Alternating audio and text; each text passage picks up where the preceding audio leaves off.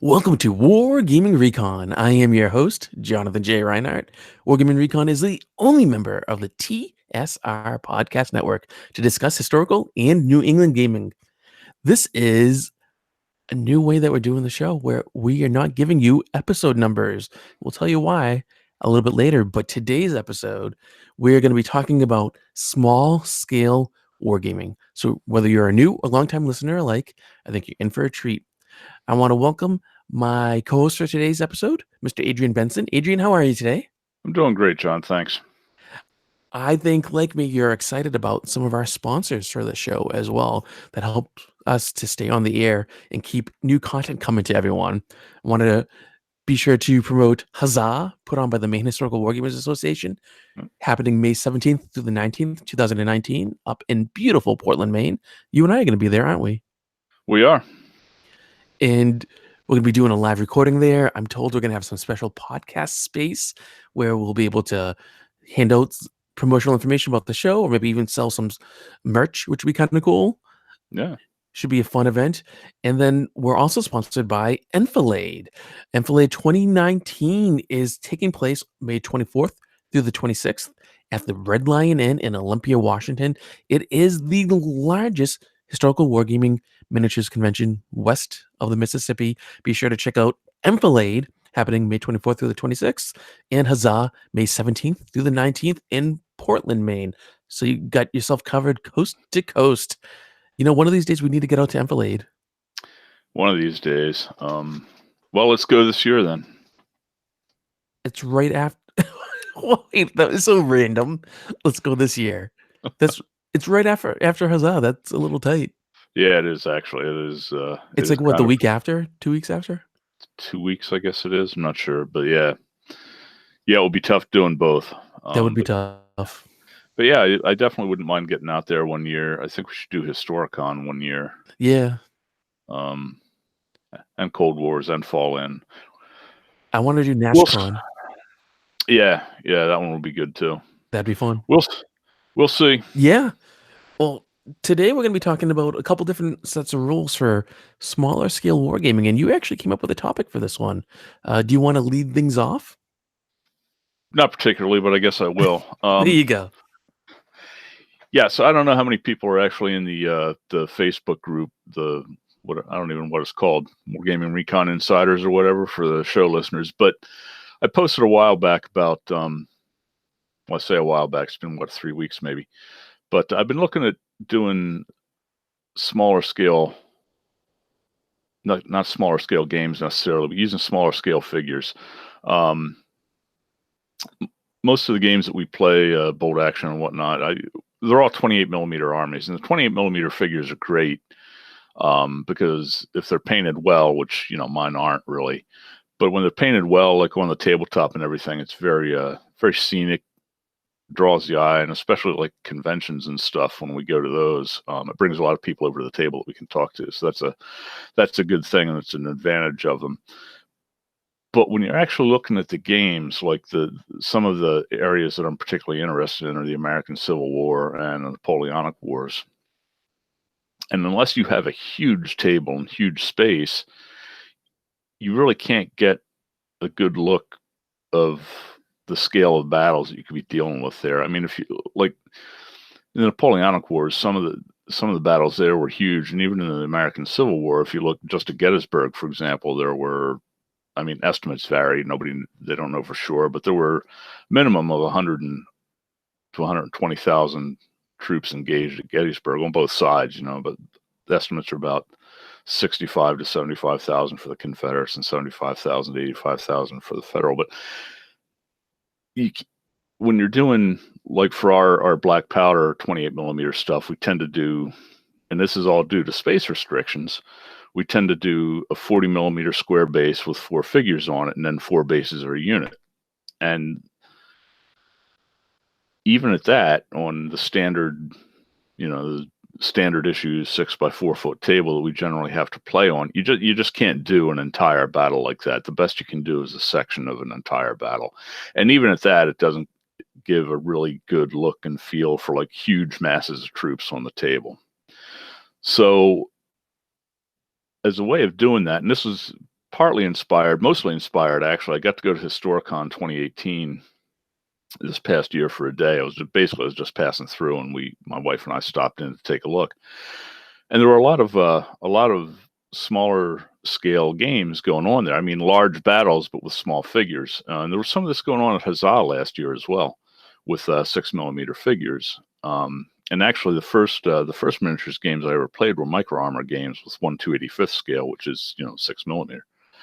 But I was looking at these and I was like, this is kind of the look that I want to the tables when we play, and this is the way to get it. So I thought we would just buy the figures and give it a try. And we'll see how it goes. The 6mm in particular, you can pack a lot of troops onto a single small base, and you can have a lot of those bases on the table. So the armies tend to look like actual armies. I mean, depending on the scale that you're doing, like you can conceivably do using 6mm or even 3mm figures. I don't think I would go to 3mm, but you can potentially do large scale games at a 1-to-1 ratio, like one figure per soldier on the table. So that's a possibility. So that's kind of where we're at. So like I said, the Civil War, American Civil War, and Napoleonic Wars are two particular periods of interest of mine. So we thought we would try two different projects. And in 6mm, we're going to do the American Civil War. And for the Napoleonic Wars, we're going to do that in 10mm. The reason for the 10mm for the Napoleonics, which might seem a little counterintuitive since it is a slightly larger scale, but I want to have the Napoleonic army set up such that we can either use it for large scale rule sets like Snappy Nappy, or the set we're going to talk about here in a minute at Sans Resultat. I have no idea if I'm pronouncing that right, because I don't speak French, but that's how I'm pronouncing it. ESR, if you prefer. But those rules allow you to fight at the corps and army level using the 10mm figures, and ESR in particular is set up for large scale games like that using 10 and 15mm figures. For Civil War, we're going to use a set of rules called Order of Freedom that was specifically written with 6mm scale in mind. So yeah, those projects are underway. We'll see how it goes. The 6mm in particular, the Civil War, I'm anxious to get going as quickly as possible, and I think we'll be able to do that pretty easily. But that's sort of where we're at with it. You raised some interesting points. I know when Black Powder came out, one of the things that the designers really wanted to do and why they kind of had the rules was that they have these large collections of figures that they wanted to do entire battles, and they wanted to have that on the tables and play and do it in a friendly atmosphere. And then people kind of like, hey, why don't you write it down? And this way other people can do it as well. So people look at Black Powder or Hail Caesar or any of the the other spin-offs of it, whether it's the Napoleonic ones or you go into Pike and Shot kind of stuff. They look at those as a way to do large, massive groups of figures for a large battle. And I think where it falls short, and where I think it's important how you're mentioning about going to a smaller scale, is that not only do many people not have larger tables at home, but if you go into a club or a game store or a convention, you're probably not going to be able to get a lot of space. So even though you might think, oh, I'll go to a convention and they're going to have a huge convention hall, a banquet hall, or whatever, and you play there, first of all, it's hard to get space if you're a miniatures game. And even if it's a minis con, right? They're not going to want to give you large space unless you can guarantee that you can fill it. And even then, it's still hard. It's a loss to them. So you look at any of the conventions we've gone to, right? With Mike Payne, he has these huge tables, tons and tons of table space, and he packs them, and people have such a great time. But even then, how many of those can they fit per convention? How many can they fit per slot? In the amount of time to set it up, to bring everything there, it's prohibitive. So if you can do it on a 4x6 table or a smaller table and still have the feel and the fun and enjoyment of those larger battles, it just makes sense to do. And maybe it doesn't look as pretty as having, the 28mm figures there all painted up or whatever. But for me, I think there's beauty in having those masked formations of troops moving around. Yeah, there are. And I mean, the thing with Black Powder is one of the reasons that they say you can do large battles with it, and you can, is because there's no units are, I don't want to say units are meaningless in black powder, but they are whatever you want them to be. True. You know, like our 4-block units, we typically, for the games that we play, we're like, well, this is a regiment. Well, it doesn't have to be. It could be an entire brigade. It could be an entire division for that matter. So thinking of it that way, you can certainly do large battles, but you still don't have as many troops, and you don't have these mass formations. Now, like the pictures that you see in like the Black Powder rulebook and whatnot, and on the Warlord Games website, they do look huge and awesome and impressive because they are huge and awesome and impressive because, you know, they're playing in somebody's, I hesitate to call it a game room. It's more like a shrine to wargaming where they've got like a 12 by 8 foot table with a little pop-up section in the middle so that you can get into the middle of the table and move figures around. And it's like, you know, good for you, but I'm stuck playing at a game store on a 6 by 4 foot table wedged in between D&D groups and the Magic the Gathering players. So that's not going to work for me. But you can definitely do, you know, I said you can't really do the entire battle with black powder. That's not really true. You can. But you need the space. Yeah, you do have to have the space, and you got to make some compromises. Like if you want to do it, I don't know, if you wanted to do, God, even a relatively small battle like say Shiloh or even Cedar Creek or something like that in the Civil War, you would need a huge table to do that with black powder, even if you were calling each block of troops you know, a brigade instead of a regiment. You could never do it. You could never do one of those battles at a regimental scale. That would be ridiculous. Well, yeah, I mean, just eventually you physically can't reach the space. I don't care how many pop-outs you have on a table. You're Yeah. not gonna be able to move everything. And I know some people use those, they have a real name for them, and I don't know what it is, but they use it like in the military academies, the long sticks that have the little flat end on the back, so you can kind of push stuff around. Oh yeah, that's fine if you got a flat, smooth table. But like, but even then, you can't do these figures are too heavy. I don't care even if you use plastic. You got enough figures there, even with movement trays. You can't do that. It's impossible. And like you said, the tables in the rule books and on Warlord, a lot of times those are like the tables used by the Perry brothers. And friend of the show, Henry Hyde, he's played with them on these tables. He's played Black Powder there, and he's talked about how beautiful it is, right? But at the same point, most people don't have that, as you said. And I think it's particularly interesting because these are made by people over in England, in the British Isles. And once you get to Europe, like, you don't have as much space for your home to live in. To have a detached house is a big thing, right? Whereas here in the States or in other parts of the world, like, that's normal. There's just, you have more space. And yet, even with this more space, we can't fit all that. Like, in my home, I'm in my studio and I have dedicated gaming space. You don't have that, but I can only fit a 4x6 table. Yeah. Yeah. And that's like, whoa, look at a big table. Yeah. Yeah. So, you know, there's definitely logistical problems there, but going to the smaller scale, and a lot of this is driven by the rule set that you're using too, of course. But going to the small scale, the primary motivator for that was actually to get like a lot of figures on the table that actually look like an army rather than just, you know, 16 guys who are representing an army kind of a thing. So like I say, we'll see how it goes. These two rule sets in particular, I'm particularly anxious to try out. I mean, the 10 millimeter figures that I'm painting for ESR, we'll definitely use those for other rule sets as well. Certainly use them with black powder.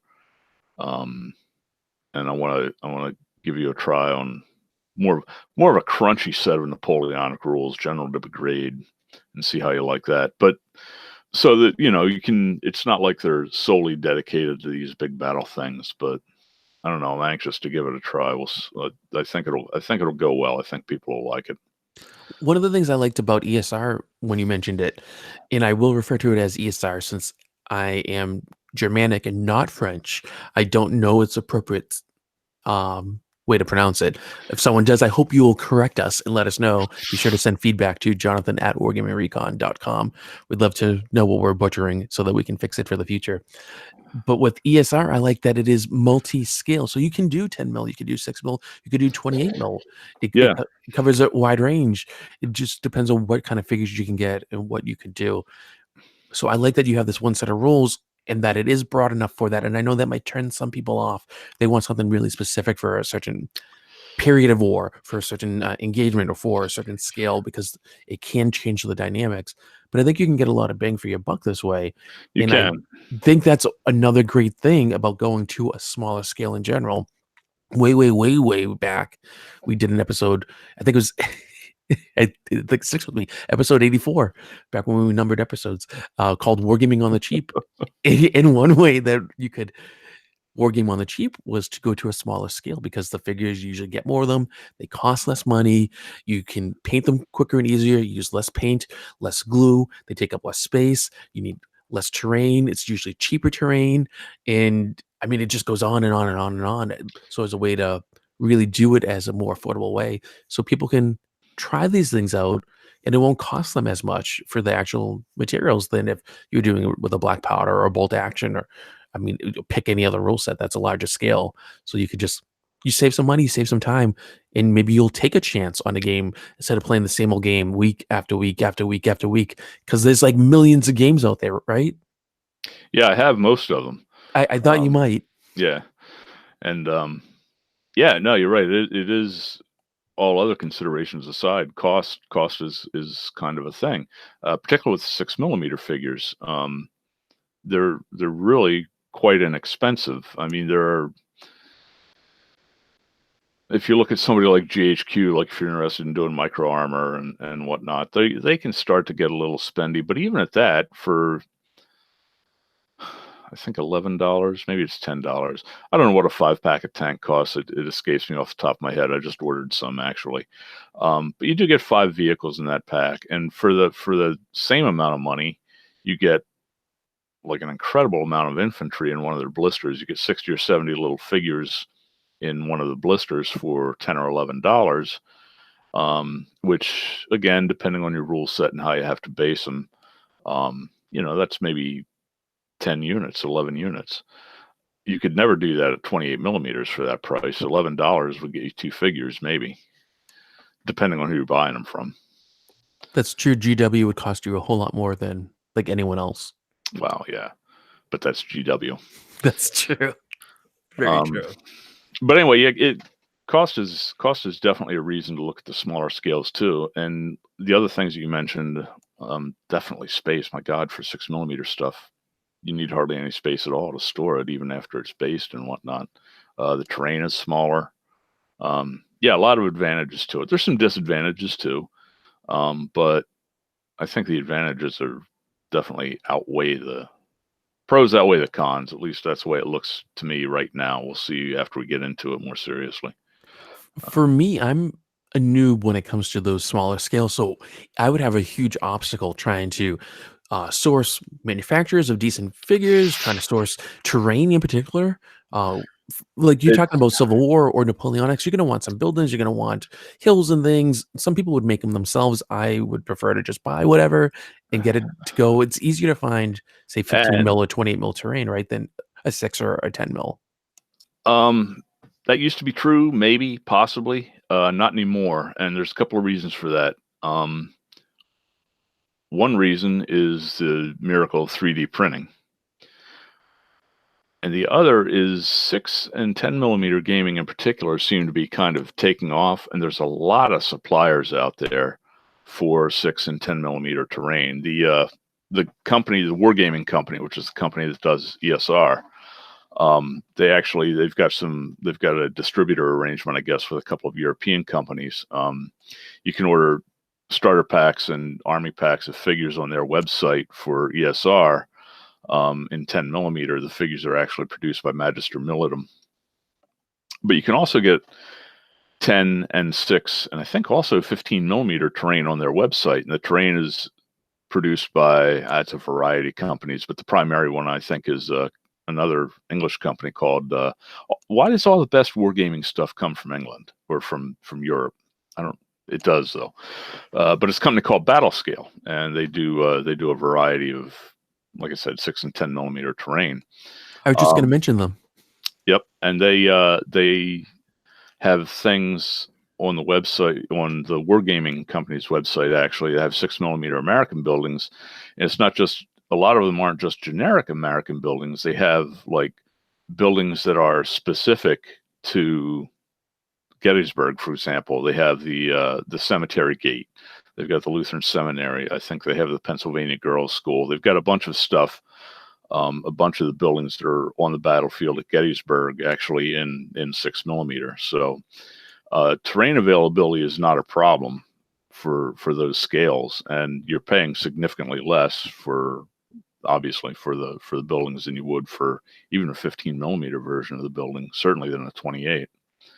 So, and there's another company, I should have looked it up before we came on, but they do specifically, they're actually located in Gettysburg, and they do all of the significant landmark buildings for Gettysburg. So you can get them all from those guys.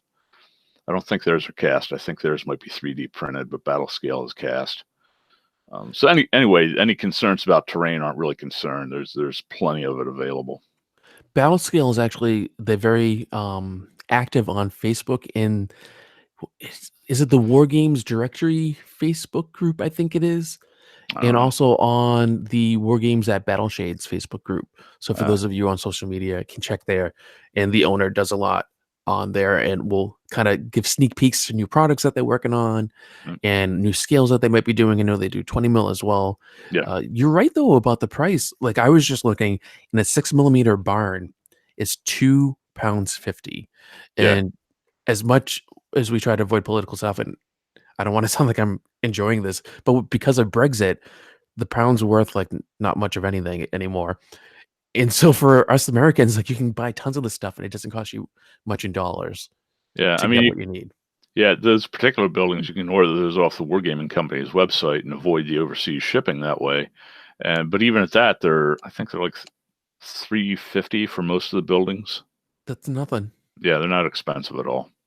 No, it's really good. And the 10mm stuff is also very affordable too, because you're talking not a whole lot more. I mean, they got what do they have? They have a village of blacksmith. So if you're doing medieval kind of stuff, £4.80. I mean, that's nothing for 10mm. Yeah, it's very cheap. And even the 20mm is not that expensive either.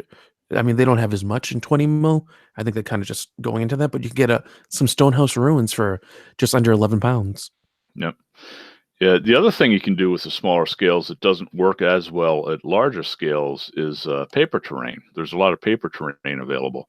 Yeah. And particularly at 6mm, if you don't mind folding and gluing, which I do, I hate it. But if you don't mind doing that, that stuff it's all cheap. Some of it is free. Some good quality stuff is available free. And at that small scale, it looks fine. Yeah. Wargame Vault has a lot of it on there that you can get. Yeah. And you can get some test samples usually for free. For someone like you and I who probably don't want to fold and glue all of it, that's why you just hire someone. You have a what? Is my answer outsource everything? I think it is your answer. Well, somebody will paint that for me. Yeah. No, but see, there's a legit thing there though. So you got to think of it as the fact that really wargaming is a cottage industry. People think of these big companies, they think of GW, they think of Warlord or whatever. But really, it's like a guy in his shed in England making stuff. That's where a lot of the best stuff comes from, and that's for sure. Exactly. So you want to help support these local industries, such as small-time painters, or maybe there's some college kid who needs a few extra bucks, who's really good at it, and he's going to fold, or she's going to fold and glue all your paper terrain together. Give them some money, pay them, so you're kind of helping the local gaming community this way. It's just a nice way to try to promote it and help one another. And then maybe they're like, hey, maybe we want to try something new. We're lucky we have all sorts of great painters and just hobbyists around in our area who could do all sorts of this stuff at reasonable rates. So it's worth considering. Yeah, it is. It is. I mean, all it is a paper and glue project. I mean, you could have your kids do it for that matter. It drives me nuts. But it's definitely an option. And like I say, at the smaller scales, they look good and they're, like I said, cheap to free. So it's hard to beat. That's true. We actually have a lot of paper terrain on our website, wargamingrecon.com, that you can get. You just have to search on there. And believe it or not, Adrian, that's one of the things people look for the most when they go and visit the podcast website. Really? That's funny. Good. It's very funny. And we don't talk about it a whole lot, but it came up on episode 84, Wargaming on the Cheap. That episode just keeps on giving. When did that one come out? like 2 years ago. It's been a No, while. longer than that. I think it's 84. Let's take a peek with the wonder of the internet, because Mm, this is riveting listening for people. 2012. holy cow, 7 years. So yeah, depending on when you're listening to this episode, we're recording this in 2019, and still it's one of our most requested episodes, ones that people go back time and time again. Well, The good. evergreen content. Yeah, oh yeah, we get free paper terrain Hmm. that people can get. So just head up our website, wargamingrecon.com, and you can get some paper terrain. I don't honestly remember what time period it's for or scale, but we get, oh God, wow, we get a lot on here. Like we really do. He had no idea. I don't. So there's a lot of like World War II stuff. There's stuff from GHQ that we have, Combat Storm, that's 28 mil kind of stuff that you could use for wartime or for just any sort of medieval sort of thing. Yeah. Modular Well, paper terrain. Well, we and got a lot. Oh, we got stuff for Napoleonic wargaming. Well, we'll have to look at that. we will. And the thing with the paper terrain too is with some clever use of an imaging program or even just your printer, Hmm. you can make it any scale you want. Very true. So, So, what was it about these two particular rule sets that you mentioned um, that got you to really want to try them for the smaller scale instead of something else? well, let's talk about which one should we talk about first? We'll talk American about Civil War. Civil War. All right. So the Civil War rule set, which I happen to have right here, is that showing up? Altar of Freedom. There you go. It's a thin rule book. There's probably only maybe 23, 24 pages of actual rules. But all right, let's step back a little bit. At Historicon 2018, I was standing in line because I didn't pre-register, obviously. I was standing in the registration line. And I got talking to a couple of guys just chit-chatting about how standing in the registration line kind of sucked. And they were wearing these T-shirts, Little Wars TV. So I asked them, I said, what is Little Wars? I'd never heard of it. But they're a gaming club in Pennsylvania, an actual gaming club. They have like a club. And they've been doing, I guess, YouTube videos and whatnot. And they decided to like actually launch this YouTube channel. They call it Little Wars TV. So anyway, I was talking with those guys, and they had put on a couple of games at the con. But a lot of the stuff that they do is smaller scale. And then when I went back or got home and checked out their channel, they've got a bunch of videos up there, and you should go check them out. They have a website, it's littlewarstv.com. And then if you search YouTube, just look for Little Wars TV, they'll come right up.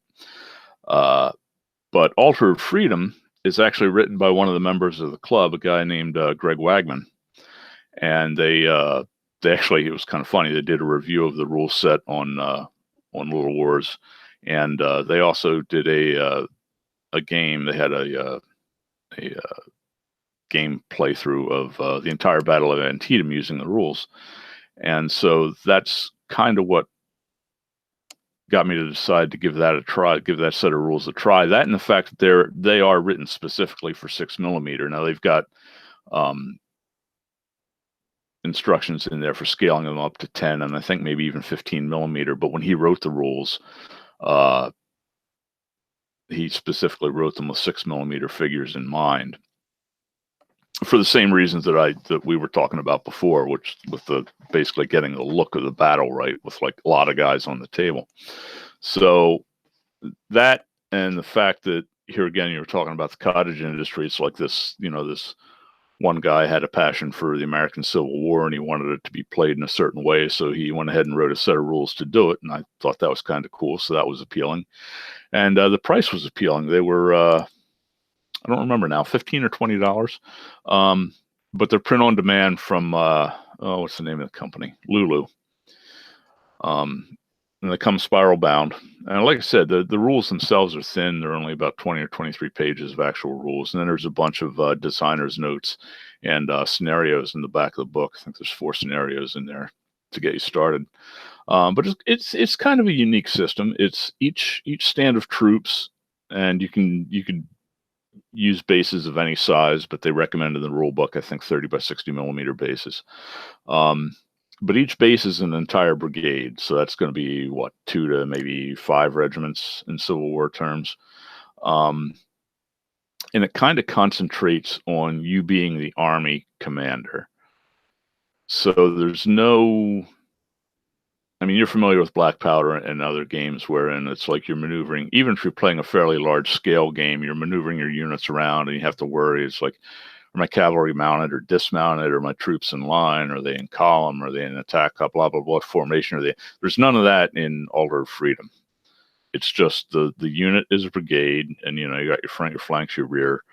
But you don't worry, they don't change formation. The cavalry is neither mounted or dismounted. The assumption is you're commanding the army, not the regiment, and the regimental commanders and the brigade commanders are going to do what they need to do to get things done. So you don't worry about it. So that was appealing. So the focus of the game is more on the grand tactical rather than the tactical level. So that was the appeal for that. And the fact that the rules are fast play. There's not a lot of crunchiness to it. There's not a bazillion charts and modifiers, which sometimes I like, sometimes I don't like. But if you're trying to fight, the entire Battle of Antietam in an afternoon in 3 or 4 hours, you definitely don't want deep, crunchy, chart-based gameplay. It's not going to work. So that was the appeal of that set. It's got one unique, at least I think it's unique, feature in the way the rules work, and it has this concept of a turn clock. So each commander has a certain number of points that they're able to bid to get their brigades to do what they want them to do. And each time a group of brigades moves, there's this turn clock, which is based on a die. It's either D10, a D12, D8. Depends on the scenario, the size of the scenario. And after a group of brigades is moved, the players roll a die, and they just determine how this turn clock is going to count down. So when the turn ends is a little bit variable depending on how command points are allocated. And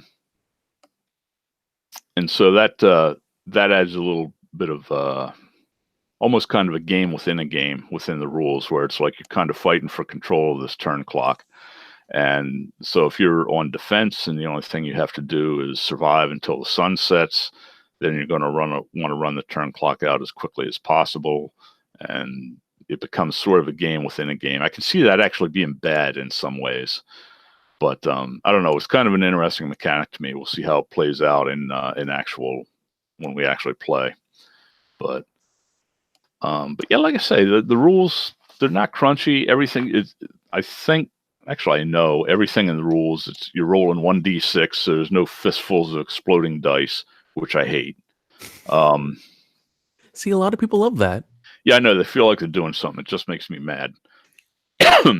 Ultimately, I've said it before. I'll say it again. I'll say it until the end of time. All you're really doing when you do that is you're trying to generate a percentage. So just do that when you make up the tables and roll percentage dice and be done with it. But now you got to roll 52 dice to hit, and then you got saves, and then you got whatever. People like to roll dice. I know, and it makes them feel good. Look, I have all these dice they can't even fit in my hand, and boop, off they go. And 5 of them are under the table. You got to find them, and 2 of them will get lost forever. But it doesn't matter. I know. You felt good. And I get it, and it's not the worst thing in the world, but there's better ways to do it. I don't even know how it became popular, but anyway, it's with us now. It's not going away. So no, it's not. If for no other reason than it gets you to buy many different dice that look pretty, you can choose whatever custom color you want or material type. And I would probably do that anyway. That's kind of a stupid thing with me. I've got more dice than anyone could ever possibly need, but I don't know. I like buying dice, whatever. Well, if they were all D100s, though, you wouldn't. You would need like 2 or 3 at most, and then you're done. Well, that's all you would need, but that's not all you would want. But anyway, I guess not. People don't like D100s. Yeah. Anyway, Altar of Freedom. Yeah, like I say, it was written by the guy's name is Greg Wagman, and there's actually a website for it. And speaking of free paper terrain, there's a bunch of it on his website. It's 6mm, So we should put that in the show notes. So if people are looking for free stuff, they can go there and get some more free stuff. That's cool. And he's got a bunch of links to, or not links, but kind of tips and tricks kind of thing of how to make 6mm terrain. which I'm actually putting a lot of those into practice now. And it's actually, I don't mind making 6mm terrain. It's easy as opposed to like doing something in 28. So The idea of not having to worry about whether my unit is mounted or not mounted, while stupid, really appeals to me, because one of the things that really annoys me about when you focus on a smaller group of people on the tabletop is how much time you have to spend as like the overall commander being like, well, what way are they facing? Where, how far do they go? Where do they do this? If you're the overall commander, you're not worried about that. You're worried about, did you get their objective? Did you give the order? Not like what happens along the way. You're generally looking at the overall stuff, but you're not like, well, they should turn and face 180 degrees to the right and then dismount and then move and then mount up again. You're just like, go here and do this, and you figure out that your other commanders are going to be like, okay, this is how we do that. yeah, exactly. Again, it depends on the focus of the rules, but yeah, I agree. For something like this, where the specified focus is the grand tactical, and you're the overall army corps, whatever commander, then that should be the focus of the game. You should, yeah, like you say, you shouldn't have to worry about that crunchy stuff. That's why you have subordinate officers, and they'll take care of it for you. Yeah. It's not going to beat everybody's style. I mean, a lot of people really love that kind of crunchy stuff, and it's like they need it. We'll play a skirmish game then. Well, yeah, exactly. Or play something that's focused on the regiment, like Fire and Fury Regimental, which is actually my favorite Civil War game. That's very crunchy. But here again, the focus of that game is different. You're not playing, you're not the army commander, the overall commander. You're not refighting the entire Battle of Gettysburg. You're maybe refighting the battle for Little Round Top. So it should be crunchier, and it is, and it's very good at that. So yeah, definitely a place for both. It sounds fantastic. It really does. I can't wait till we dig into it. Yeah. Well, we were speaking too about figures. I've got an order from Bacchus 6mm on the way. They should be here hopefully next week. We'll see. The other thing about 6mm that's great is, and people think about this the wrong way. They're like, oh my God, I could never paint something that small. It's so hard. That's exactly the wrong thinking. It's very easy to paint as opposed to 28mm. Impressionistic. Yeah, exactly. Like if you look at it up close, it looks like crap, but you're not looking at it up close.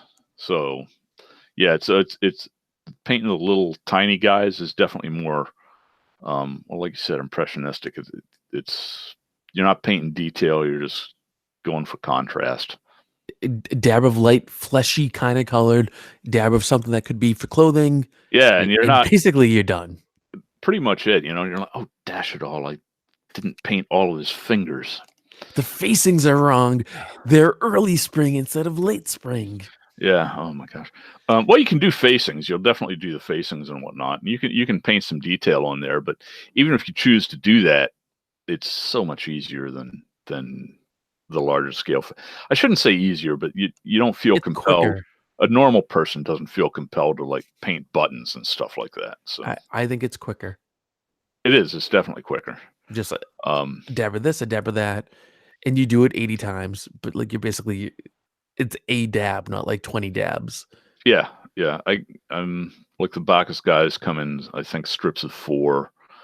And there'll be 6 strips per brigade. I would expect to be able to finish a complete brigade in 20 minutes, maybe faster. Beautiful. So, yeah, exactly. So that's win-win. Yeah, so that's definitely an advantage. But yeah, I wanted to talk about 6mm distributors. There aren't a lot. They're definitely not as many as there are for 28 and even 15. But if you're looking at historicals anyway, the 2 primary ones are going to be Bacchus, and they're both in England. Bacchus 6mm and irregular miniatures. Yeah. There's probably some other ones that I don't know about, but those 2 seem to have the most comprehensive lines. And of those, my favorite, I guess I would say, is Bacchus. A lot of people love them. Yeah, I don't know. I don't think they have a U.S. distributor. I think you have to order direct from them. It's not a big deal, but it is a small one, or maybe it's a 2-man shop, and the orders are the they cast the figures when you order them. I So, hate that. well, they do it pretty quickly, but you're not going to be. There's not going to be any next day shipping. That's not going to happen. So you got to be aware of that. It's how But they can keep the pricing where they keep it. I mean, I understand, but just it annoys me. yeah, well, that's the way it is. So as long as you're aware of that going in, and you're not expecting to get a shipping email the day or the day after that you order, you'll be fine. This order I placed, I ordered. I don't know. It was a little over a week ago, and I just got the notice today that they were shipping, so that's fine. Hey, that's better than some manufacturers or companies and vendors who Yeah, don't tell you at all, and then the stuff just shows up or doesn't. or it doesn't show up. Yeah, yeah. Refer to the previous episode. So, I wasn't even. I was thinking of a different episode. I wasn't even thinking of that. oh, I was thinking of certain friends out in California who sell Peter Pig.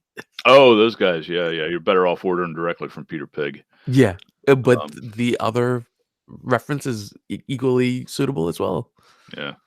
And no, for those who are curious, I will not publicly name the entity in question. Yeah, yeah. There's nothing to be gained doing that. No. But yeah, it's just their whole. I haven't been to that site since that experience. Maybe it's different now, but their website was very bad. That was the big problem. Yeah. I So, think it's worth checking them out again. yeah. If for no other reason than to do it as a test for the show. Mm. You just Well, see what happens. you do it. I'm not the one who has credit with. Oh no, you use the credit. Yeah. Okay. Yeah. Well, So you give me some money and I'll buy stuff for you, and we'll see how it goes. I see. So yeah. Anyway, we're off track. Yeah, Bacchus and Irregular. There's probably more.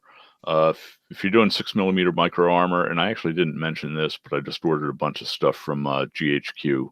We'll talk about that in a separate episode, maybe. Yeah, I think GHQ deserves their own thing.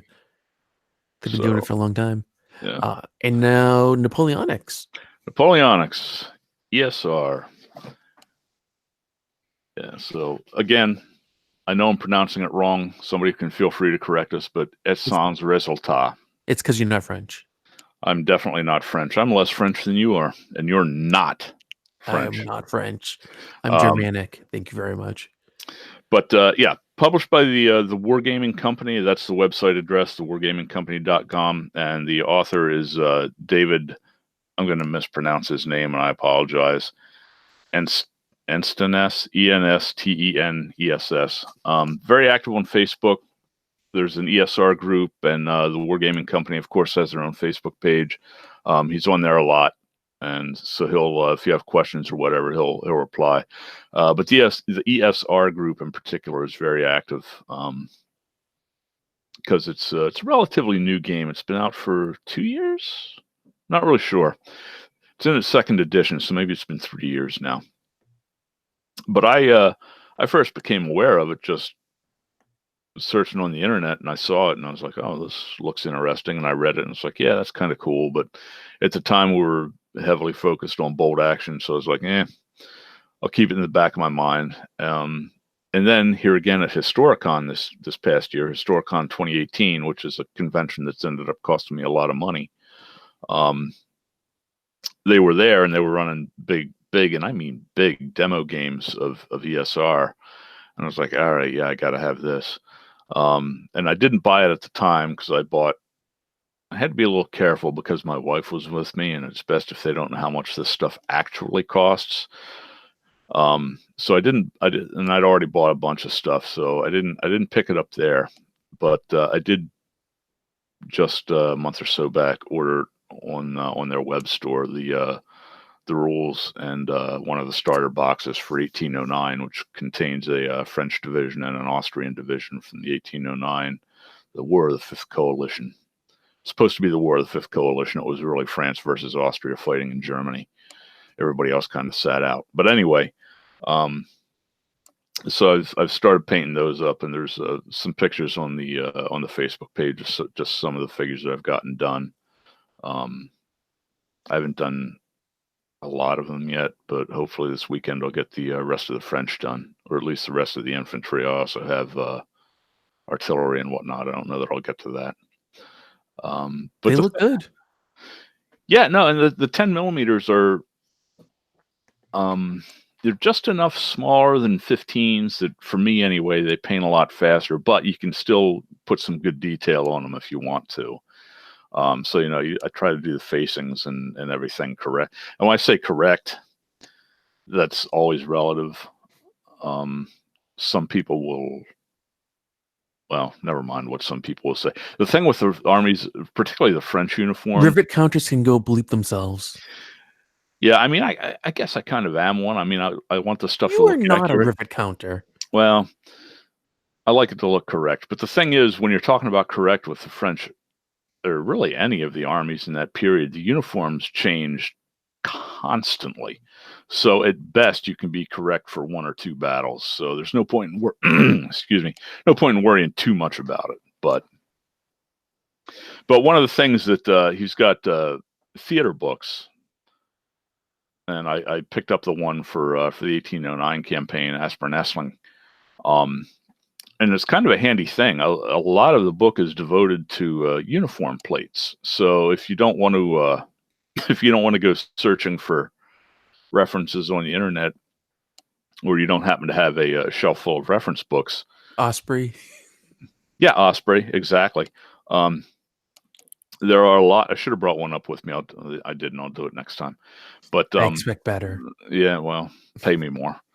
But I need to get paid first. I don't think I've ever been paid. yeah, well, run a better. I don't know what to tell you. It's all your fault. It is all my fault. Lost my train of thought. Oh, uniform plates. Yeah, so he's got uniform references for the majority of the units. So, I mean, like, if you're looking at those, it's not going to satisfy somebody who's like trying to put together a reenactor's uniform. But if all you're trying to do is put some wargaming figures on the table, and you're passionate about, I don't know, a particular unit, Ninth Leger, the Incomparables, you can look at the uniform plate, and then you know what the main uniform color was, what the facing colors were. It'll show you what the pom-poms, the plumes, the color that they were, and they were all different depending on whether you were a Voltigeur, a Fusilier, a Grenadier, whatever. And so he's got all that for a lot of the units in the back of the theater books, which is really handy. Now, the theater books are not cheap. They're like $60 a shot. Ooh. Very expensive, but you get all the uniform references, and there's a boatload of scenarios in each one of the books. So it's expensive. I hesitate to say it's worth it, but it's probably worth it, especially if you want the uniform information. That's really not that bad. I mean, when you figure out all the stuff that it comes with. Well, that's the thing. There's a lot in there. I mean, it's not cheap, but you do get a lot for the money. Now, if you don't need all the uniform plates and things like that, then it becomes a harder choice, I guess. But I mean, I didn't really need all that stuff, but still, I thought it was good value for the money for what he puts in there. So, Well, I can see it being really useful if you're doing, say, a campaign. absolutely, yeah, because it's got all the, like, for Aspirin Essling, it has all the major battles leading up to Aspirin Essling, which you can play as a campaign. So yeah, just make it easy, and I mean, you could divide the cost, make it a club cost or a special thing for like a convention or whatever. Yep. So, but ESR, yeah. So it's actually, in scale, it's pretty similar in a lot of ways to All Over Freedom, in that it's the Grand Tactical. You are either the Corps or possibly the Army commander. Most battles is going to see you commanding at least a Corps, which is going to be, again, it varies, but say 2 to as many as 6, even 7 divisions. And each division is going to have a number of different battalions in it, possibly as many as 10 or 11 battalions. But the thing with ESR is each battalion that's in a division is only one stand. So here again, you don't have to worry about formation. Doesn't matter. You're either, and your unit, so the units, the individual battalions are the units that you move on the table, but the unit of what I want to say of concern or command is actually the division. So the only time formation matters is when you're talking about it at the division level. The division is either formed or it's deployed. So it's either deployed or it's basically in march column. It can be partially deployed. You can have some of the units that are deployed, some that are still in column. That's all there is to formation. That's not bad. No, it's not at all. And so everything, even though the battalions move individually, orders and things like that are all given to the division rather than the individual battalions. So it's like the division is on an attack order, or the division is on defend, and that determines what each battalion within the division can actually do. Cool. So it's actually, reading through it, and I haven't played it yet. I kind of wanted to get into a game at Historicon, but that wasn't going to happen. I don't want to say it's complex exactly, but it's pretty subtle in the way the mechanics work. So it's a game that I think is going to take some getting used to, because it is a bit different from what I think most people are used to in the way that it works. But I'm looking forward to giving that a try. That might take us a little bit longer to get into, because there's more figures to paint, and they're bigger. Do they show this on that Little Wars TV at all? No, they do not. But there's a couple of reviews on it on just go to YouTube and search for either ESR or at Sans Resultat, and they'll come up. I'll say this: if you do that, there are a number of wargaming blogs and whatnot out there that are not impressed with ESR. But if you read their reviews and watch their videos, the reviews, they talk about what they wish the game was rather than what it is. And the designer is very clear about it being what he calls a perspective war game. And that perspective is, you're the army commander. And at the grand tactical scale, like we talked about with Altar of Freedom, and running this entire army, you don't care whether a particular battalion is in a line, column of divisions, or whatever. It's not important. So it doesn't even attempt to portray that. The other thing about the game is it's gotten knocked, and I don't know this because we haven't played it yet, but it's gotten knocked by a couple of people because it's a bit slow moving. Mm-hmm. And just reading through it and looking at the way the mechanics work, I can see how that would probably be the case. But here again, for a Napoleonic battle, for any of the battles, Age of Reason, Napoleon, a lot of the battle was determined by the maneuver before actual contact. And that's part of the core mechanic of VSR, is that maneuver prior to actually engaging in combat. Because that was a big part of Napoleon's grand tactical stratagems, was all this maneuver beforehand. So reading through it and watching and reading some of the more balanced reviews, it sounds like the game really portrays that well. But if you're the kind of a person that wants to be engaged on turn one and rolling fistfuls of dice, this is another game that does not involve fistfuls of dice, and rolling fistfuls of dice immediately, then yeah, I can see where it might put you off. Or if you're the kind of a gamer who is deeply concerned about whether or not Private Smith's Brown Bess is misfired yet again, then this game is not going to make you happy. But like I say, the reviews, most of the reviews that I've read that were in any way negative were based on things like that. Like, well, the game is very slow moving. It takes you forever to get into contact and, formation and blah, blah, blah, blah, blah. And if you read about the game and then bought it and were expecting it to be any different than what the publisher advertises it being, I don't feel bad for you. And there's no reason to give it a negative review just because it's not what you expected. Like I say, it may not be to everyone's cup of tea. I don't know if it'll be to mine. I think it will, just reading it, but we'll see. Do you happen to know if anyone's planning to run this at Havoc or at Huzzah at all this year? I do not know. Have you ever seen it there before? No. Okay. No. It's I gotta say, because they were running demo games at Historicon, the Wargaming company was. I don't know if it would be a great choice for a con game unless you restricted it to players who already know the rules or are somewhat familiar with the rules. It kind of sounds that way. That's just my impression of it. I could be completely wrong. We'll see when we actually play, but that's the impression I get. And the other thing about con games is you know as well as I do, it can be difficult to keep people's interest. Yes. So if you're Yes. not engaged in combat and rolling dice on turn one, which by all indications are that you, depending on the scenario, of course, you may not be, then yeah, it might not be an ideal con game. Not sure. We'll see. It's funny though, because when you go to a convention, if you play a board game, for example, even if it's one that has combat or whatever, often in the first turn or two of the board game, you're not having any sort of combat or any sort of real action. You're just kind of getting set up, and people accept that. They think, okay, that's perfectly fine. But when you pull out a miniature game or a role playing game, if you're not like bashing in a monster's head or something or looting treasure right away, then they're like, oh, what's going on here? Why is it taking so long? Yeah, it depends on your players, of course, and True. when you're setting the game up, I mean, if you're going to run it at a con, you in your game description, well, you can manage expectations and just say, this is a different. But yeah, I don't know. Like I said, we'll play it. We'll see. Um, I don't know. Maybe we can try running at a con. I was mostly curious about that because if you've seen it before and if you thought someone would be running it, it'd be a great way to try it before spending too much time on it. Yeah, it would be. But like I say, Havoc, I definitely don't know. I don't think anybody has.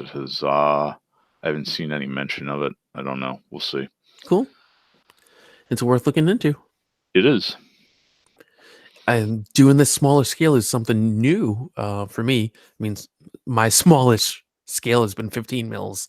Yeah. Uh, and I'm excited about trying something smaller and seeing how it goes. Yeah, I think you'll enjoy it. Definitely, we'll probably be doing Altar of Freedom first because it's just going to be quicker to get that stuff together.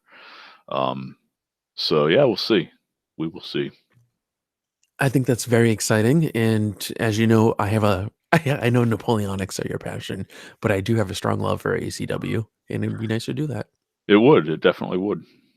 And actually, one of our listeners, I think, was going to be getting into American Civil War. Jamie over in Norway was talking to me about it not too long ago and wanted some advice on how he could feel okay playing as a South. And this is going to be controversial, but I told him, just remember, if you're playing as a South, you're trying to win. It's about states' rights. That's all it's about. You Put get everything that. else aside. You get that a lot. It's like with World War II games. It How doesn't can you make it. play as a Nazi or with modern war? Can you play as a terrorist? Can you do Yeah, or it an doesn't. insurgent or freedom fighter, whatever you want to call them? Yeah, it doesn't make any sense to me. It's. Are you afraid if you play as the South, you're going or a Nazi or? And let's not restrict it to Nazis. Let's talk about the Japanese and the Russians, who there was no shortage of atrocities by those sides either. Reap of Nanking. And that's something that always. Here we go. That's something that always irritates me about. You'll see this on a lot of, particularly the bold action forums on Facebook. Somebody will post, pictures of their SS troops they've painted up because they're happy with them. Inevitably, somebody jumps in. So, well, I got a real hard time playing SS. Well, then don't. I don't. So shut up about it. But do you have a hard time running your Japanese force? Well, no. I see.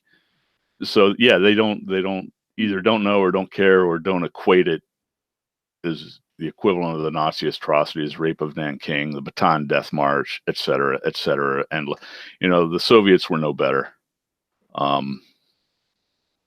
I can understand how someone might feel averse or might be concerned that other people would look at this and be like, "Oh, that means they're, endorsing this kind of stuff." I think people just really need to take a step back and realize, okay, we're playing a game.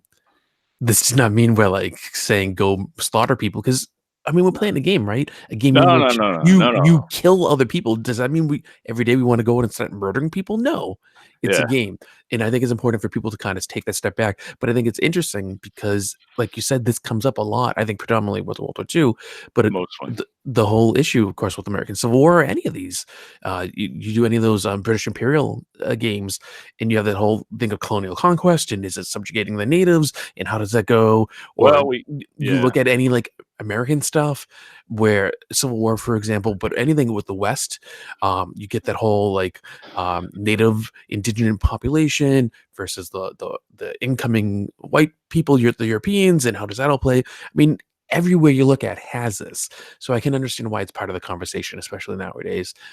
But I do think It's we, important to be concerned about the proper things. Yeah. but like So, you got to realize it's a but game and just like take that step back and separate it out from whatever else is going on and just well, use it as an experience. yeah, but everything is so serious, you know. Everyone is very, very serious about many, many, many things. I am very serious about the fact that we have some cool guests coming up. Who do we have coming up? Did you like how I segued that very awkwardly? Because that's our shtick here. We're awkward and cheesy, or I am anyway.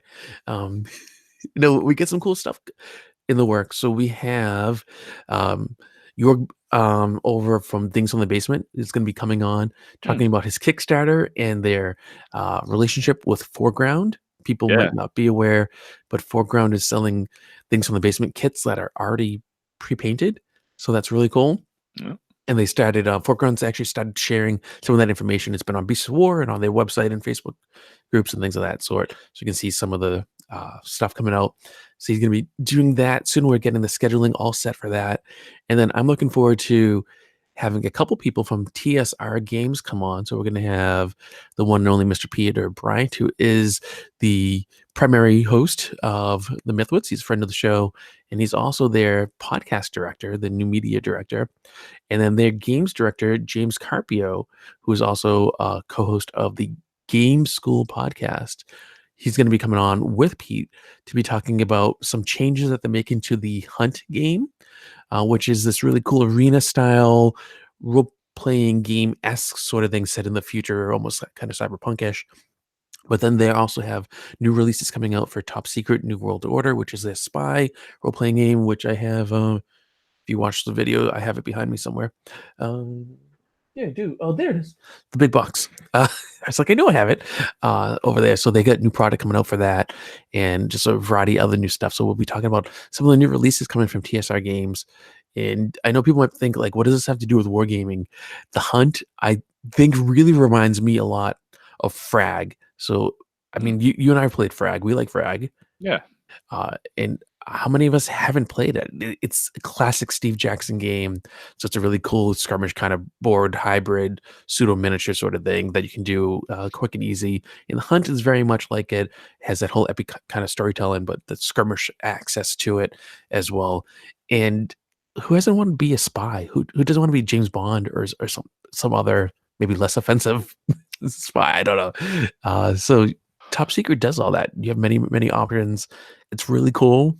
And I think there are ways you could use that to blend it into, say, some sort of Cold War gaming, where like Top Secret is used as a role playing aspect to kind of get into more nitty gritty. So you have different components. You can kind of blend things together, as it were. They get a lot of cool stuff coming on. So I'm excited about that. And we get those coming, I think, probably in March or April. I think will be when we'll start talking about some of that kind of stuff. Okay. Yeah, you should be on for those. If I can. And people might also be interested to know that we might be appearing in a Wikipedia article. Really? Yeah, so actually a couple articles being made.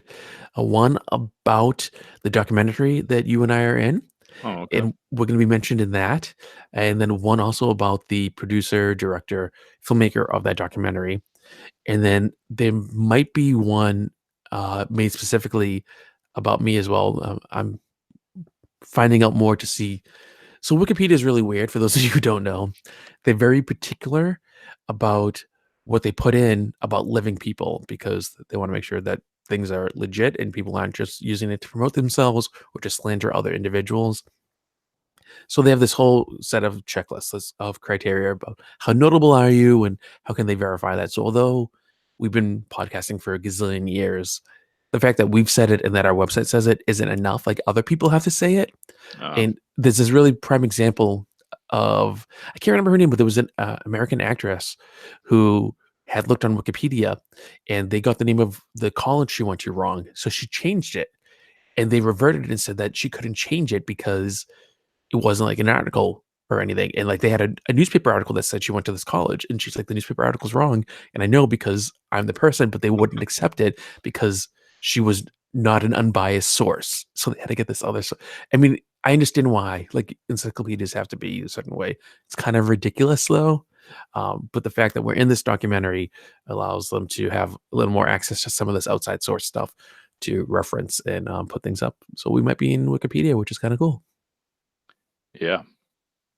It does nothing for us, but it's pretty neat. Plus, we're on Amazon Prime. When do the big Prime checks start rolling in? That's a great question. I mean, it's free streaming, so I'm going to presume never. Oh, okay. But people can watch us on the documentary on Amazon Prime, free streaming. Now, a word from a gamer. Cool. Yeah, very neat. So we got all sorts of stuff going on. Yeah. You mentioned some of the gaming that you've been doing, some of the hobby stuff that you've been working on. What else do you have going on? Nothing. Nothing. That is absolutely boring. That's the way it is. I've been doing a lot of 15 millimeter World War II gaming. I shouldn't say a lot, but that's what I've been actually playing mostly. Not with Jonathan, because Jonathan doesn't actually game. He just talks about it. But I am not a gamer anymore. Although, to interrupt you, I did have a conversation on social media with Mr. Tim Kask, in which I referred to myself as a nobody, and he corrected me and said, "No, I am a gamer. That I am a somebody." So I screenshotted that. And I was like, "Look!" I was no, but you're right. I mean, I'm at home with 2 kids, and I work, and I crave sleep, and I don't go anywhere Yeah, something's got to give. except the grocery store. Yeah. There I get gas for the car, and then I go back and go to sleep. God. Or not. But anyway, yeah, 15 millimeter World War II wargaming, doing the Battlefront or Battle Group rules systems from PSC. So that's what I've been doing mostly. That's exciting. Yeah, it's fun. It's a good set of rules. It's got its problems, mostly because it's a pretty loose set of rules. And you got to kind of dig to find. It's a good set of rules, though. I like it for the most part. I really like it. Well, that's good because you'll have to make sure that you play it repeatedly, week after week after week. Until I'm sick of it. Well, forever. You just have to play it over and over and over again. It's not going to happen. I got too many other things to try. I think maybe the next thing we'll get on the table is, and actually you and Alex will be interested in this. I think I mentioned it before. I bought a set of rules on a whim called Nuts, which is best known. Well, it's World War II skirmish, but it's kind of like, I don't know, kind of Hollywood style World War II skirmish. So are we talking like Kelly's Heroes? Are we talking? No, it's just that the Dirty Dozen. Like what are we getting at? Maybe Dirty Dozen. It's like the leaders take on almost a role playing kind of aspect to them. So I wouldn't mind giving that a try, and that's very small scale. It's a skirmish game, but you could almost call it a micro skirmish game where you have like 1, maybe 2 squads on the table. Not very many figures at all, so we can give that a try. That's cool. Yeah. I'm excited. Yeah. So, well, you'll be at home. You won't be able to come, but maybe Alex can. I don't know. Yeah, he might be able to. Yeah. I mean, although he's busy now that he's super fancy with his own podcast. Ooh, yeah. Rogues in the... Oh, God, I can't even remember. Rogues in the Attic? Is that what it's called? I subscribe to it. It's a good show. I recommend. I know you don't listen to podcasts, even though you're on one. Rogues in the House. Yeah, I know. It's kind of funny. I'm not a big podcast guy. I did. Yeah, I just don't. I don't know. And actually, speaking of podcasts, I want to pimp something here because that's what we do here. So our audio editor and I guess technically they call it a podcast producer, Joshua Shoebridge, he has his own show now. So he stopped his other one, The Hobby Desk, and he started this new one called Gamer Lives. And it's all about like geekdom and gaming. So he's done 3 episodes so far. 4th one I think is coming out. And his first one was about this gaming convention down in Australia because he's down under in Canberra, I think it is, and it's called CanCon. So he talked about doing that Star Wars game. I can't think of the name. What's the name of the 28 mil miniatures? Legion. That's it. Thank you very much. Yeah. And playing Legion and painting up and his force and everything. His stuff looks good, I gotta say. Yeah. And the show's it's a lot of fun. It's interesting. He talks about all sorts of stuff, movies or whatever. A lot of gaming. People should check it out. It's cool. A good show. That's another game that almost sucked me in, but didn't. Thank God. Do you know what stopped me from getting into it? Having to paint things. That was part of it. But the real thing was assembling them. I was like, this is ridiculous. Yeah. I can just play with like Star with like either my Star Wars 1980s action figures I have, or I have a ton of those Wizards of the Coast, the collectible Star Wars figs. I was like, why can't I just use those? I have got hundreds of those figures from the Star Wars the Minis game. Yes. Hundreds of them.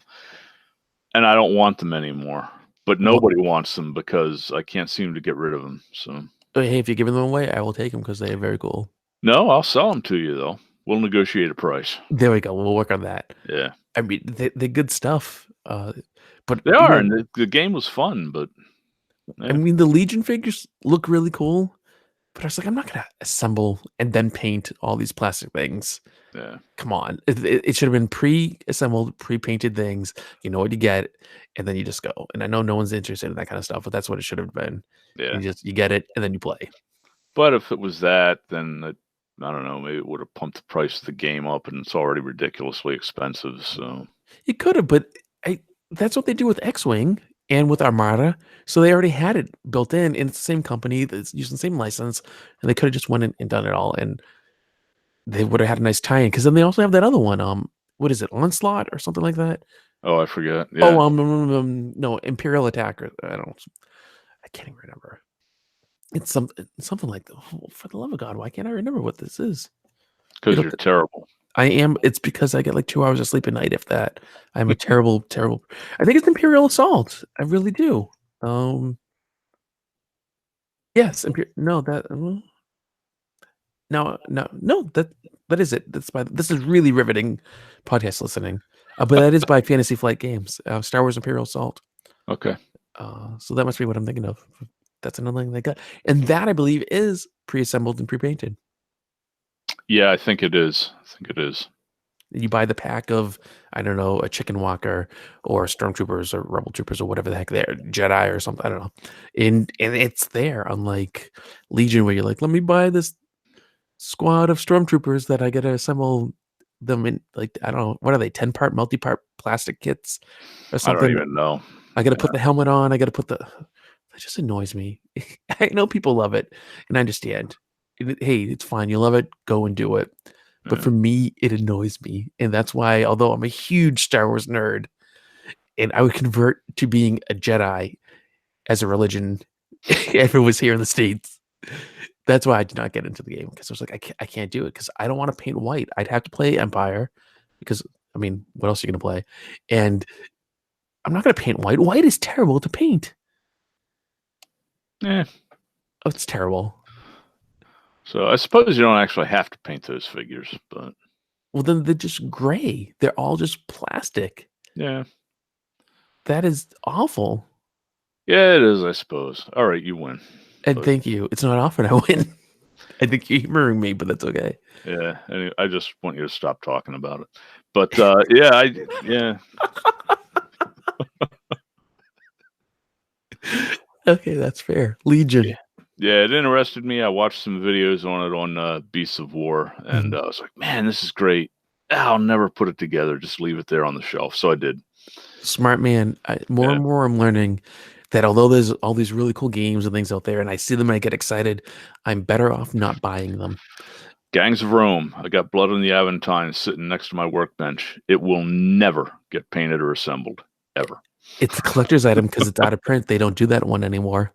I know. Maybe I can sell it at Huzzah this year. You can make some money back. Where you bought it from Wee Wolf Miniatures. Yes. Yep. The figures are really nice. Gangs of Rome, Warband is doing good stuff. Yeah. Footsore Miniatures. They get all, and they got the new one out coming out, Mortal Gods, the Ancient Greeks. Yep. Looks good too. And Sarissa Precision does all the terrain and the buildings and stuff. Yep. High quality stuff, but I'll never do it. I think you would actually assemble their new starter kit, because correct me if I'm wrong, but I think with Blood on the Aventine, one of the things holding you back is the main terrain piece looks kind of complicated, like a pain in the butt to do. Yeah, I looked at it when I was buying it, and I was like, absolutely no way I will ever put this freaking thing together. I have no interest in even trying, but I bought it anyway. So there you go. You sell that piece off and you just put together the minis. Yeah, I could, but I won't. So yeah, maybe I'll take it up and see if I can sell it at the flea market this year. I don't know. I think you should. You'd get some money for it. Yeah, no doubt, no doubt. You really would. And I'm told Gangs of Rome is a great game, and all the reviews look really cool. And we gotta get the designer on, actually. One of the designers. There's quite a few, actually. Yeah, but And they have did you hear what they're doing with Test of Honor? yeah, we talked about it last time, didn't we? Did we? I What thought what did so. we say last time? My brain is mush because, as I said, I don't have any sleep. What did we say? I don't remember. I thought I remembered talking about Test of Honor though. I could be wrong though. Maybe this is a dream. A dream within a dream. Yeah. So Test of Honor is no longer being distributed by Warlord Games, Oh yeah, yeah. We did talk about all that. and Yeah, the Warbanner's doing it themselves. But I think they're changing the name too. yeah. I think So it's going to be called Warring Clans. I think I could be wrong, but they're going to have new figures, new roles, and they're just doing all sorts of new stuff with it. It's supposed to be pretty neat. yeah, but is it going to be the same game? You know what I I'm mean? told it is. Hmm. I can't tell you for certain. But I'm told that's what it's going to be. I guess we'll see. Yeah. I don't know. That was one game that I really thought I was going to get into, and you guys held me back. We were at Havoc. Well, that And, was another one that I was tempted by, and what held me back when that was, although I really enjoyed playing the game, really not a huge feudal Japanese guy. Like the history and stuff doesn't set me on fire the way a lot of periods do. oh, it's amazing though. It is, and like I say, I love playing it, and it's I don't know, but that's kind of what held me back on that, and it's just as well because the chances are I'd be in the same boat that I am with Blood on the Aventine, Gangs of Rome. So Bread and Circus is the new starter set, and it's like a house with an apartment building kind of shop thing, and I think that looks easier to assemble and easier to use, and uh, I could see that being much more useful than I don't even know what the other thing is in Blood on the Aventine. Is that it's a like temple. It's a partially constructed temple. oh well, I know why they did it, but that just doesn't appeal to me. Yeah, yeah. So I did actually pull it out of the box, and I was thinking maybe I can. And I started pulling the pieces. I was like, no, not Well, happening. we happen to know a small company that could assemble it for you for a reasonable price.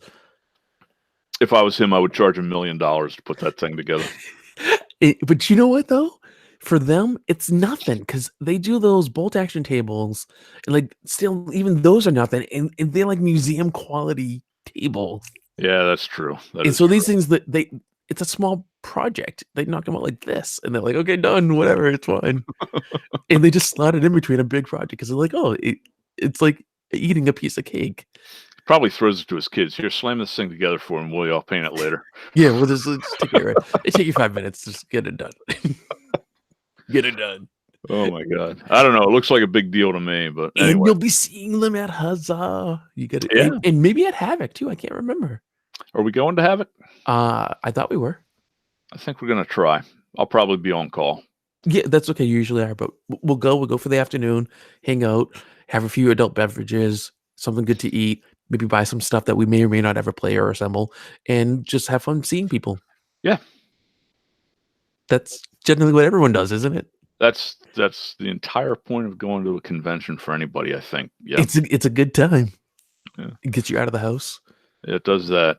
We should look and see what games are being run, and maybe we can actually jump into one this year. I don't know. We say that every year, but I actually would love to do that. Yeah, we'll see what's going on. And maybe this year there won't be a mountain of snow. Hard to say. Was there a mountain of snow last year, or just the threat of a mountain of snow? Year before, Year before, yeah, we didn't go last year. That's right. the year before was bad. We went though. Yeah. That was good. If people want to keep up to date with what you're doing, where are they gonna be able to do that? You can try Twitter. That's the lost cause. Facebook group is the best place to do it. Cool. And you're posting pictures of your projects. People I am. keeping you accountable. I am. I'll put some more up this weekend. I've got a line battalion that I should have finished. If I don't, maybe I'll post some in progress pics. But yeah, I'll put something up there this weekend. I talked privately to some people and told them that you actually wanted to be kept accountable about what you were doing because you wanted to stay motivated. And they thought because of how you and I are with one another, they thought I was just joking around and didn't really mean it. That like I was gonna be, it was me being mean to you or something. And the more I tried to convince them, the more they didn't believe me. It was like, no, just ask him. Just ask him. That's actually a thing. If people want to prod me on the Facebook group, hey, what's the status of whatever, then that's not John being a jerk. That's perfectly legit. And I tried to tell them, but no one believed me. Yeah, no, I can now that you've said it that way, I can see why they wouldn't. But yeah, no, yeah. They just thought I was being really funny. And I'm like, no, seriously, just go do it. Like I said, dude, public posting means public accountability. That was part of the idea of throwing it out there. So I know, and I tried to encourage you. I was like, I liked it. I think I even left a comment, and I was like, hey, look at this. Yeah. I've been toying around with the idea of resurrecting my long defunct blog, but actually launching a new one. We'll see. I don't know. It seems like a lot of work. I probably won't do it, but I was thinking about it. Just do it on the Facebook group. Easier. A lot of people are switching that. They're moving away from like Blogger or whatever. They're just putting it up on Facebook. They create a page or a group or whatever, and they just put the stuff up on there. Yeah, it seems a better way to go. It's easier. Yeah. Cool. You people should be sure to check that out. And what do I have going on? I got nothing. No, that's not true. I got a lot going on. It's just none of it's really gaming related. Well, then nobody here cares. Move along. That's true. My life is so topsy-turvy, upside down. I could break out into the Fresh Prince of Bel-Air theme song, but I will not because I actually like you people. And you don't want to hear me do that. That's not what we're here for. But we got new stuff coming out. New episodes will be coming. If you do follow us on social media, you'll know that I did have some computer problems, and those have been resolved, I believe. Yeah, they weren't cheap, but we got that taken care of, and got hit by some sicknesses because when you have kids, it's cold of the month club or cold of the week club, as the case may be. And what else do we have going on? Oh, right. So at the top of the show, I had mentioned that we're not using episode numbers anymore. Oh, yeah. And it's for an important, but in my opinion, dumb reason. So for people who listen to podcasts, the number one place that people find podcasts are through Apple. And Apple has what they now call Apple Podcasts. It used to just be on iTunes, but it's this whole thing. It's a podcast app if you have an Apple device, whether it's a phone or whatever. And Apple, for a year or so, has been saying, but now they're like, we really mean it. But for a year or so, they've been saying that we have these guidelines. We don't want you to put episode numbers in the title of your episodes. So whereas this episode, for example, would have been previously called Small Scale Wargaming, episode 224 of Wargaming Recon, doing that now would result in us potentially having Wargaming Recon removed from Apple Podcasts.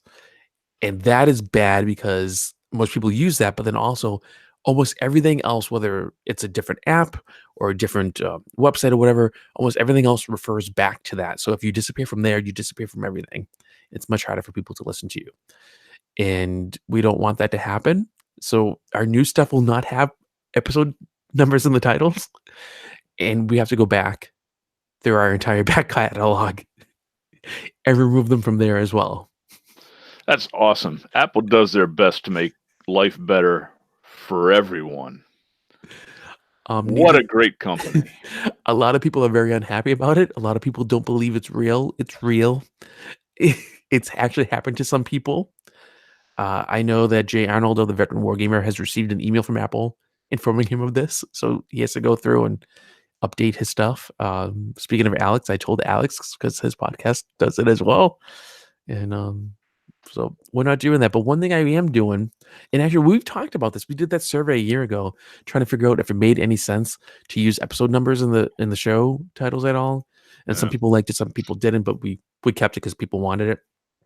But one of the things that we have to figure out is, I often say like, oh, you can go to the show notes if you want. You can get links and stuff, or you can get to the episode by going to, and I give a link, which is like, for this one, it would be wargamingrecon.com/WR224. And we've been trying to downplay that because not everyone goes to these things, but we're trying to decide how are we going to link to stuff. and to get you directly to the content that you want. And I don't have an answer yet, because Apple, although they've been talking about it for over a year, they just recently were explicitly saying, we really mean it this time, guys. Now, whether that's a bad joke and they're just like Lucy and I'm Charlie Brown with the football, like, I don't know. But we got to come up with something. So we're trying to go to this just naming an episode as an episode, which makes it harder to refer back to stuff. So like I can't say episode 84 and you would just know it's Wargaming on the Cheap. I have to be like, what did we call that? Yeah. I'm never going to remember that. Nope. Which might just mean we don't refer back to anything ever again. Well, that would be a shame. That would be, I have no idea what we're going to do, but it's going to be some adjustments. We'll see how it goes. But the important thing is you might see changes in what you look at when you access the show. It might just look a little different, but the content will be the same. And maybe we'll just use episode numbers in the actual content and just not put it in the title. I don't know. Is that confusing for people, do you think? I don't know. I wouldn't think so, because when you go to the site, you should be able to search on that. I don't know. But does it make any sense if it's not in the title? I don't know. It's been a big debate for years among podcasters. Do you put titles, numbers, episode numbers in? Do you not? Do you put them in the front? Do you put them in the back? Yeah. We used to have them at the front, and then I moved them to the back, and I don't know. It gets very technical after a while, and honestly boring. I mean, for me anyway. Yeah. So we got things going on. Our next episode will be coming out on March 25th. That'll be episode, I would have said 225, but I can't say that now. And I don't know what the title is. But we'll have an episode coming out on March 25th about something. And people will be talking, and you will hopefully enjoy it. Because thank you, Apple. That's what I got for you now. Maybe it makes life easier. I don't know. Yeah, I'll tell you why I think they're doing it, in all honesty. I think they're doing a big push towards having their devices respond more to verbalized commands, kind of like Amazon does with their Echo and Alexa devices. So people can listen to Wargaming Recon by saying to their Alexa device, hey, Alexa, play Wargaming Recon podcast on TuneIn. And it'll play it. And it'll say, playing Wargaming Recon, and it'll give the name of the episode and blah, blah, blah. But if all you have is an episode number, it just sounds really dumb, or it might not be able to say it appropriately. So I think Apple's trying to combat that by being like, okay, don't say that it's episode 223, buying historical miniatures. Just call it buying historical miniatures. And I think they think it's going to sound better. It'd be easier on the equipment, or I don't know, something like that. Are you sure it's not just because Apple sucks?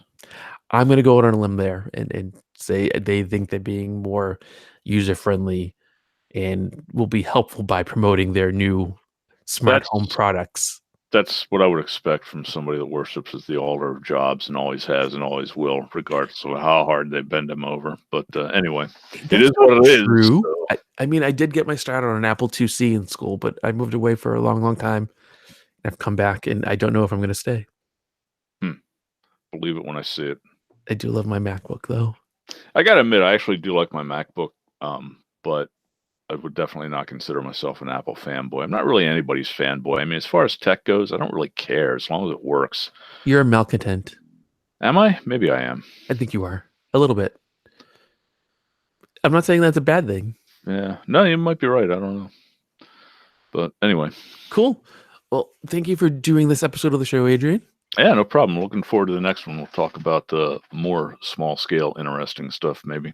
Yeah, we can kind of drop it in as a little thing that we talk about whenever you're on. Yeah, all right.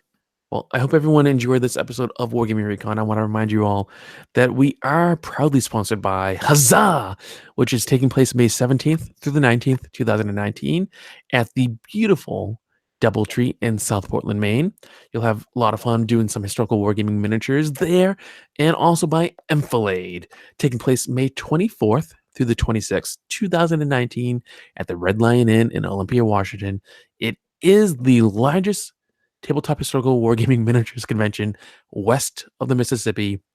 Be sure to check out both Huzzah and Enfilade for your coast-to-coast wargaming needs. You'll have a lot of fun. We will be at Huzzah, and that is good stuff. And I can't believe it's already. I mean, this episode's out in March, so we're already almost at Havoc, Yeah, and just about. then we're gonna be at Huzzah, and like the year's almost over. I'm Yeah. so thrown off by having taken like that 2 month break. It really messes me up a lot. Uh, Um, but appreciate that everyone's been willing to kind of go along with it and let us do these things and all that kind of good stuff. So thank you again. And as always, you guys and girls know the drill.